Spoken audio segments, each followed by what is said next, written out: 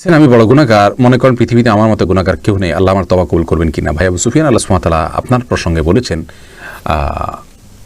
ইন্নাল্লাহা ইয়াগফিরুদ যুনুবা জামিআ ওয়া তুবু।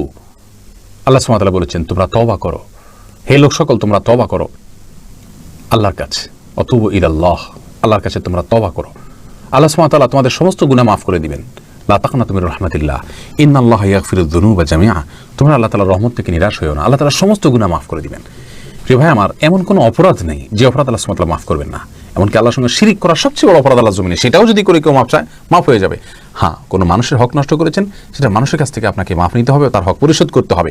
আর এছাড়া স্বাভাবিক অবস্থায় যেই কোনো অপরাধ আপনি আল্লাহর কাছে মাফ চাইবেন, ইনশাআল্লাহ বিদিনিল্লাহ সেটা ক্ষমার যোগ্য। ক্ষমার অযোগ্য অপরাধ কিছুই আল্লাহর জমিনে নাই, বিদায় নিরাশ হওয়ার কোনো কারণ নাই। আল্লাহ সুবহানাহু ওয়া তাআলা আপনাকে অবশ্যই ক্ষমা করবেন। আমরা দোয়া করি আপনার জন্য, আল্লাহ তাআলা যেন আপনার সমস্ত ভুল ত্রুটি মাফ করেন, আমাদের সবাইকে আল্লাহ তাআলা মাফ করেন। মনে রাখবেন, আমাদের ভুলের যে পাওয়ার, তার চেয়ে আল্লাহ সুবহানাহু ওয়া তাআলার ক্ষমার পাওয়ার অনেক বেশি, অনেক বেশি, অনেক বেশি। আল্লাহ সুবহানাহু ওয়া তাআলা আপনাকে তৌফিক দান করুন। জাযাকুমুল্লাহু খাইরা।